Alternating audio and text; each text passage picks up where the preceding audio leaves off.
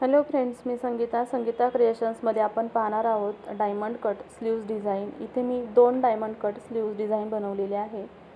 तर अशा पद्धतीने स्लीव्ज बनवायचा हा व्हिडिओ आहे। हा व्हिडिओ शेवटपर्यंत पहा। आवडल्यास लाईक करा, कमेंट करा आणि चॅनलला सबस्क्राईब जरूर करा।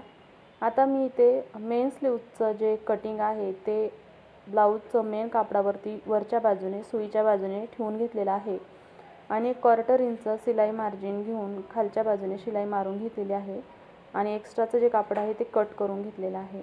आता आपण सेंटरला जे मेन ब्लाऊजचं कापड आहे ते अस्तरच्या बाजूकडे होईल अशा पद्धतीने फोल्ड करून मग त्यावरती एक दाबटीप मारून घेतलेली आहे आणि त्यानंतर आपण वरच्या बाजूने दाबटीप मारून घेणार आहोत।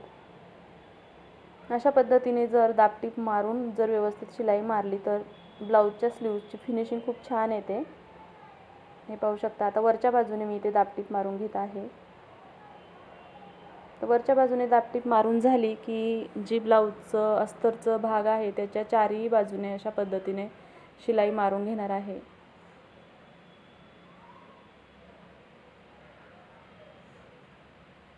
पाहू शकता, चारही बाजूने शिलाई मारून झाल्यानंतर जे एक्स्ट्राचं कापड आहे ते इथे कट करून घेते।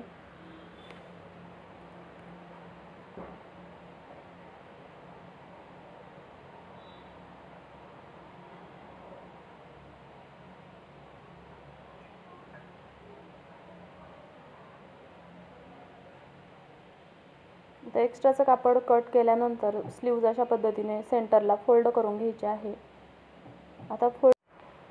आता सेंटरला चॉकने मार्किंग करून घ्यायचे किंवा पेनने थोडंसं सेंटरला मार्किंग करून घ्यायचं आहे। आता सेंटरला मार्किंग केल्यानंतर इथे घेणार आहोत आपण कॅनव्हास पेपर। कॅनव्हास पेपर असा मी फोल्ड करून घेतलेला आहे। हा फोल्डिंग कॅनव्हास पेपर आहे। अंदाजे तुम्ही लांबी जेवढं तुमची स्लीव्जचं जेवढे तुम्ही डायमंड कट देणार आहे तेवढी घ्यायची आहे। आता मी ते स्लीव्जचं खाली इथे बॉर्डर आहे, बॉर्डरच्या वरती 2 डायमंड कट घेणार आहे।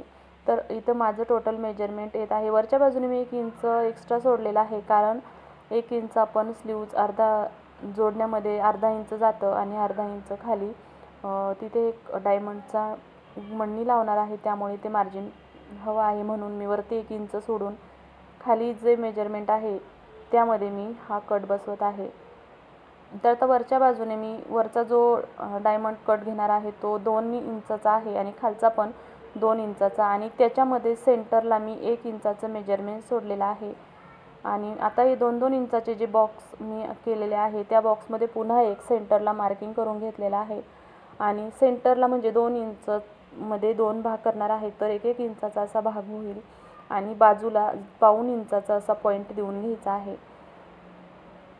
तुम्ही असं मेजरमेंट घेऊन करू शकता किंवा डायरेक्टही तुम्ही डायमंडचे कट देऊ शकता, पण मेजरमेंट घेऊन जर असा कट दिला तर कटचं जे मार्जिन असतं ते एकसारखं येतं आणि कट व्यवस्थित येतात।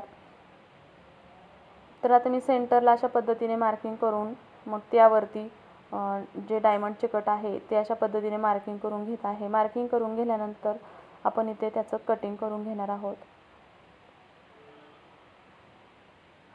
पाहू शकता, आता मार्किंग झालेलं आहे। आता कट करताना आपण जे मार्किंग केलेलं आहे त्याच्या आधीच त्याच्या आत बाहेर जाऊ द्यायचं नाही आहे। जे मार्किंग आहे त्याच्या आतमध्येच कट द्यायचा आहे। जर बाहेर गेलं तर मग ते जे डायमंडचा कट असतो तो जास्त मोठा होतो, कारण शिलाईमध्ये पण 1/4 इंच हा जो कॅनव्हास आहे हा फोल्ड होतो आणि त्याचा आकार मोठा होऊन जातो, तर तो चांगला दिसणार नाही। म्हणून पाऊण इंचाचं मार्किंग घ्यायचं आहे म्हणजे तो शिलाई केल्यानंतर टोटल 1 इंचाचा होतो। आता या कटच्या बाहेर जवळजवळ अर्धा इंचाचं मार्जिन सोडायचं आहे आणि जे एक्स्ट्राचं कॅनव्हास आहे तो कट करून घ्यायचा आहे। आता मी ते एक्स्ट्राचा कॅनव्हास कट केलेला आहे। पाहू शकता, इथे 2 डायमंडचे कट आपले तयार झालेले आहेत। यालाच बर्फी कट असंही म्हणतात।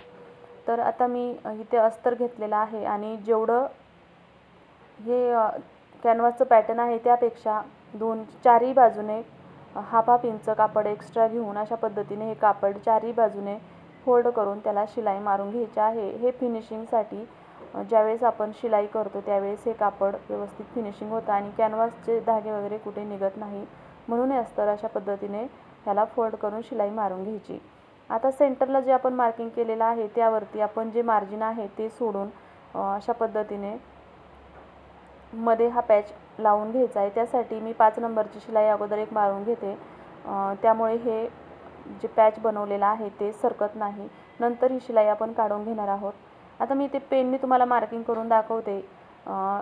सारखी आता शिलाई इथे मारणार आहोत तर एकसारखी शिलाई आली पाहिजे, त्यासाठी मी हे पेनने मार्किंग करून दाखवते। कारण बऱ्याच वेळा काय होतं, नवीन माझ्या मैत्रिणी असल्या की शिलाई एकसारखी येत नाही आणि मग जो कटचा आकार आहे तो पूर्ण बिघडतो। तर माझ्या नवीन मैत्रिणींनी ही ट्रिक्स अवश्य वापरावी की पेनने अगोदर मार्किंग करून घ्यायचं आणि बरोबर त्या मार्किंगवरती मशीन चालवायची, म्हणजे व्यवस्थित कट येतो आणि जी कटची फिनिशिंग आहे ती व्यवस्थित येते आणि कटचा आकारही चुकत नाही किंवा लहान मोठा असा होत नाही, एकसारखा येतो। म्हणून अशा पद्धतीने पेनने मार्किंग करून मग अशा पद्धतीने शिलाई मारून घ्यायची आहे। आता मी दोन्ही कट आहे त्याला शिलाई मारून घेतलेली आहे आणि धागा कट करून घेतलेला आहे। आता आपण करणार आहोत सेंटरला कटिंग। तर कटिंग करताना आधी आपण जो 5 नंबरचा धागा शिलाई केलेला होता तो काढून घ्यायचा आहे। पाहू शकता आता मी धागा कट करून घेतलेला आहे इथे। आणि आता हे जे पॅच आहे ते सेंटरला मधोमध फोल्ड करायचे, थोडासा कट द्यायचा आहे आणि मग अशा पद्धतीने कट करून घ्यायचा आहे।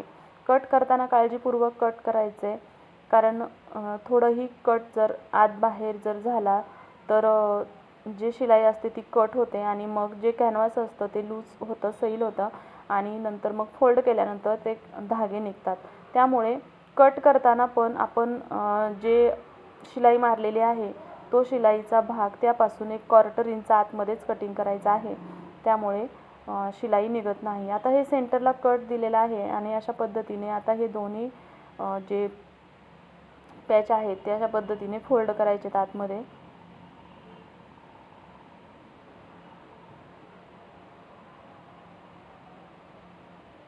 पाहू शकता तर फोल्ड केल्यानंतर आता हे चारही बाजू आहेत त्यावरती शिलाई मारून घ्यायची आहे।